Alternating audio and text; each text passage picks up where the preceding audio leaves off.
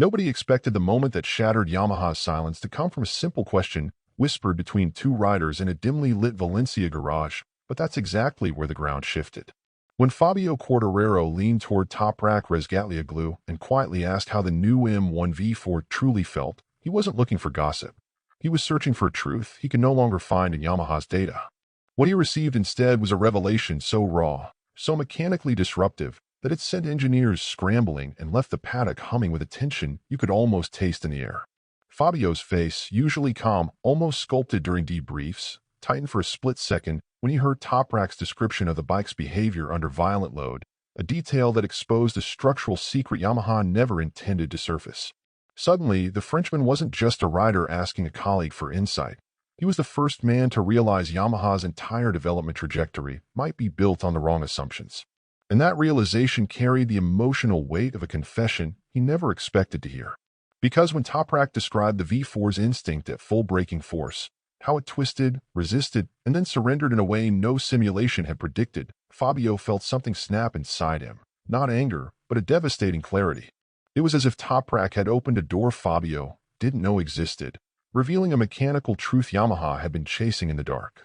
That single exchange, born in confidence, became a spark with the power to redraw Yamaha's future and forced a reckoning no one in Iwata had prepared for.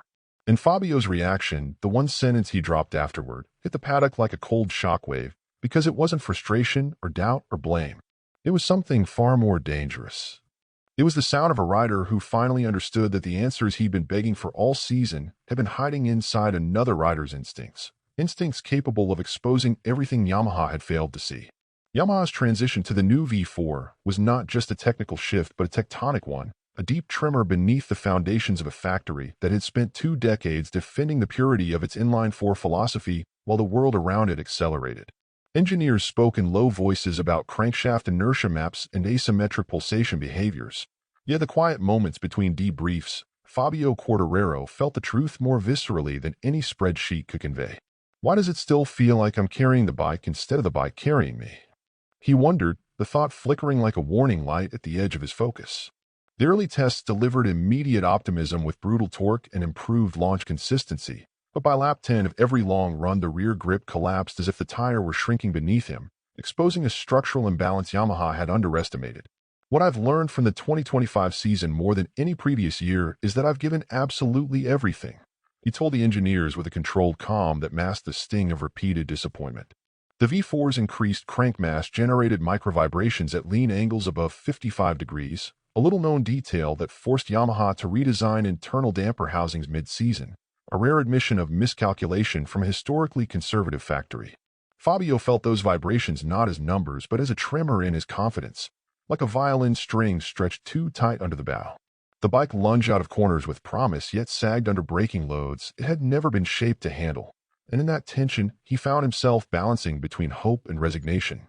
Journalists described Yamaha's project as ambitious, but inside the garage, ambition often felt like a polite synonym for desperation. Fabio's inner voice oscillated between fury and reflection as he leaned over telemetry graphs, searching for meaning inside the dense green lines. He knew that the V4 was a doorway to the future, but every doorway demands a price, and Yamaha was paying installed Sundays and wasted potential. Toprack's arrival only intensified the shadows around the project, because his violent entries exposed hidden weaknesses, revealing how fragile the new chassis truly was under extreme load. Still, Fabio carried himself with a strange serenity, the kind that forms only after months of silent battles and unspoken doubts. His crew chief compared the M1's evolution to teaching a wild river to flow in a straight line, an image that Fabio found both comforting and damning. For all its torque, the V4 lacked coherence, a symphony of mismatched instruments searching for harmony. Every test ended with engineers dissecting the bike like archaeologists uncovering the ruins of their own assumptions. And yet, somewhere beneath the frustration, Fabio nurtured a reluctant faith that Yamaha could still learn to listen. His thoughts drifted to the Valencia test, the one he knew could define not just a project but a legacy. He felt the fear of stagnation, but also the fire that had carried him from anonymous paddocks to world champion status. The crisis was not a collapse but a crucible, a heat where something new might yet be forged. And as the garage lights dimmed one quiet evening, Fabio whispered to himself that if Yamaha found the courage to rebuild from the inside out, the V4 could still become a miracle instead of a mistake. The moment hung in the air like the final inhale before a decisive lap. And thus, the crisis became not the end, but the spark of a story that demanded greatness. Fabio Quartararo entered mid-season with a calmness so thin it felt like glass, a surface that could shatter with a single badly timed vibration from the rear tire. His frustration was not the loud, explosive kind, but the quiet suffocation of a rider who knew he was still riding at world champion level, while the machinery beneath him sagged like an exhausted lung. Every Sunday, he pushed through the same paradox: supreme effort producing modest results, a mathematics of pain he could neither escape nor ignore. Whether I'm fighting for first, fifth, or 10th, I give exactly the same effort. That's what really makes the difference, he told reporters, though inside he felt the exhaustion of carrying a factory on his shoulders. He replayed his own words later that night in the motorhome, asking himself how long can effort compensate for everything we lack, and finding no easy answer. The M1's torque limiter, introduced as a stopgap to manage aggressive V4 spikes, stole precious acceleration from him, a little-known compromise Yamaha never admitted publicly. His sense of identity, precision, corner flow, clarity, felt invaded by the chaotic character of the new engine, and that erosion frightened him more than the standings ever could. Every corner exit became a negotiation with unpredictability, a dance with a partner who forgot the rhythm halfway through the song. Journalists noted the tension in his interviews, but only his closest crew members saw the deeper tremor beneath his smile. He rode harder than data suggested was possible, compensating with body position, braking modulation, and sheer defiance, yet the gap remained as stubborn as a shadow at sunset. Some evenings he sat alone reviewing telemetry, like a detective searching for the one clue everyone else had missed. The gap between his talent and the bike's ceiling grew, until it felt like a canyon carved overnight. His commitment, once a proud flag he carried into every battle, now felt like a weight fastened to his chest. And yet, he refused to surrender the small rituals that kept him anchored: glove adjustments, visor taps, quiet breaths on the grid. The team admired his composure, unaware of the storm whirling behind his eyes. In private, he imagined the season as a long bridge, the kind that sways violently but never fully collapses, the kind you cross because turning back is no longer an option. His patience stretched thin, but never tore. The tension inside him built each weekend, coiling tighter with every lost second, every fading tire, every silent nod in the debrief room. And in the crescendo of one difficult Sunday, Fabio realized the truth that frightened him most. A breaking point isn't a moment of collapse, but the instant you understand you cannot continue unchanged. Fabio's Saturdays glowed with the sharp brilliance of a rider who could still bend a lap to his will. Yet every Sunday felt like stepping into a room where the lights slowly dimmed until he was navigating by instinct alone. The M1 burst alive over one lap with surgical precision, but across race distance its balance unraveled, revealing a fragility no setup change could fully mask. My job is also to be as clear as possible in explaining what I need, providing the right feedback, and I'm confident I've done that well, he reminded the engineers after another weekend split between hope and erosion. In the privacy of his visor, he wondered, why does the bike forget me after 10 laps, as if it stops listening once the lights go out? The new V4's heat transfer pattern, a little-known issue linked to inconsistent valve cooling, spiked internal temperatures and accelerated rear tire fatigue in ways no rider could compensate for. Fabio felt it first in the seat, then in the bars, a slow tightening of the bike's willingness to turn as if the chassis were shrinking around him. He pushed anyway, dragging the M1 into corners with the desperation of someone trying to keep a fading dream awake. Engineers spoke of torque distribution graphs, of aerodynamic load predictions, of squatting behaviors that shifted unpredictably, but Fabio only felt the disconnect, like speaking to someone who understood every word yet changed nothing. Qualifying made him feel invincible. Race day made him feel abandoned. He adapted braking markers, recalibrated corner entries, even altered body position mid-season, but the gap remained as cold and fixed as a stone in winter. Some Sundays he caught glimpses of potential, tiny sparks in the dark, only for them to vanish by mid-distance. And as he rolled into the garage after another race of beautiful beginnings and painful endings, he sensed that the M1 wasn't a weapon or a weakness. It was a promise waiting for someone brave enough to rebuild it. Toprak Razgatlıoğlu arrived at Aragon like a gust of wild air blowing into a room that had gone stale, and within 2 laps he shattered assumptions Yamaha had held for years. His braking force, violent, fearless, almost sculptural, pushed the M1 V4 into mechanical stress regions the engineers had never mapped, exposing flaws hidden beneath layers of controlled testing. Yes, I asked Toprack about it, Fabio admitted with a half-smile, though inside he wondered what did he feel that the rest of us couldn't make the bike show. The Turkish rider described a front-end shiver occurring at lean angles above 58 degrees, a little-known instability that triggered secondary load spikes through the new aluminum-carbon hybrid bracing. Fabio listened carefully, sensing the importance of every detail, because Toprack's style was a magnifying glass on weaknesses Yamaha had tiptoed around. It felt like watching someone play his instrument with a new technique, revealing notes he'd never known existed. Engineers huddled around telemetry screens, stunned by the red flags flashing like tiny confessions from the bike itself. Toprack wasn't breaking Yamaha's narrative, he was rewriting it from the first braking zone. Fabio stood beside him afterward, absorbing not just information but the unsettling truth that the M1 responded differently when pushed with chaos rather than control. That contrast made him question whether Yamaha had built the bike around the wrong assumptions, maybe even the wrong riding vocabulary. His curiosity, once a quiet companion, grew into something sharper, a need to understand what the M1 truly was beneath its polished promises. In that moment, the test transformed from a routine evaluation into a revelation with consequences neither rider could fully predict. And as the garage doors closed at sunset, Fabio felt the shift like a tremor in the chest. The project had been cracked open, and the truth was finally spilling out. Inside Yamaha's racing department, the air grew dense with unspoken rivalry as two engineering factions clashed over the soul of the next M1, each convinced the other was guiding the project toward ruin. The traditionalists defended the old inline-4 philosophy reborn within the V4 shell, insisting stability and fluid cornering should remain Yamaha's identity, while the radicals demanded a full embrace of torque-heavy aggression and aero-driven force. Fabio felt trapped between these worlds, offering clarity in a storm of contradictory theories as he reminded them. Yes, I think so. One thing is certain, I've given everything so far. Why does truth sound softer when spoken by the rider who risks the most? He thought, frustrated by how slowly his message seeped through the noise. A little-known issue involving inconsistent aerodynamic downwash at high lean angles sharpened the divide, giving each side ammunition to prove the other wrong.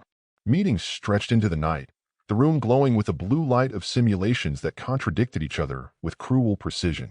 Fabio watched engineers argue over load charts with the intensity of musicians fighting over a shared instrument, each convinced they alone could coax a perfect note from it. Some days he felt like a translator between languages built from different physics. Other days he felt like a ghost hovering over decisions he could not control. The M1, caught between these competing ideologies, behaved like a creature unsure of its own instincts. Fabio sensed that Yamaha's real crisis wasn't performance, it was identity.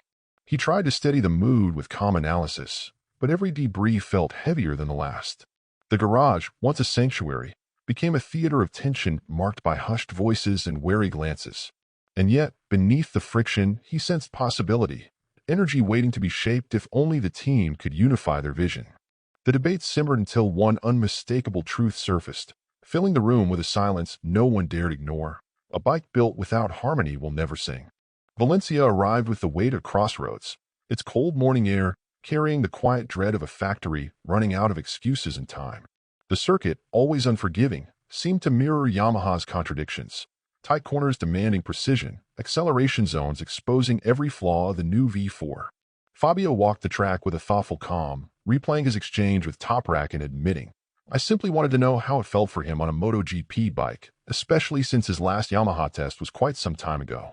What if he felt something I've missed? He wondered, both curious and uneasy about sharing a development burden that had long been his alone. Engineers circled them with laptops glowing like lanterns, aware that the team's future identity might crystallize in the next 48 hours. A little-known peculiarity of Valencia, the microabrasive asphalt that amplifies tire wear, made the test even more revealing, exposing weaknesses that other circuit hid. Fabio felt every vibration, every subtle shift in load, as if the bike were whispering confessions he'd waited months to hear. Toprack, in contrast, attacked each corner like a sculptor striking stone, forcing the M1 into revealing its deeper truths. Yamaha studied both styles, torn between the flowing elegance that once defined them and the violent modernity MotoGP now demanded.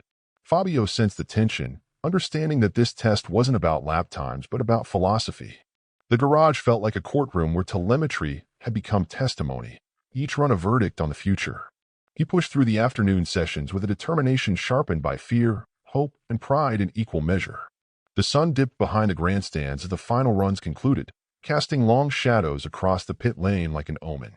Everyone knew something had shifted, though no one said it aloud.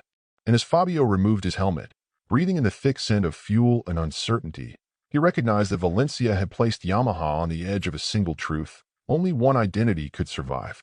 Across the paddock, European factories moved with a speed that felt almost predatory, their R&D departments evolving like living organisms while Yamaha remained trapped in a slower rhythm. Ducati's wind tunnel breakthroughs, KTM's carbon chassis evolution, and Aprilia's ever-finer ground effect aero created a technological tide that rose higher every month. Fabio watched these developments with a mixture of admiration and dread, aware that no amount of talent could bridge a gap built from thousands of engineering hours. How do I fight competitors who reinvent themselves faster than we can fix a single weakness? He wondered during one late-night debrief.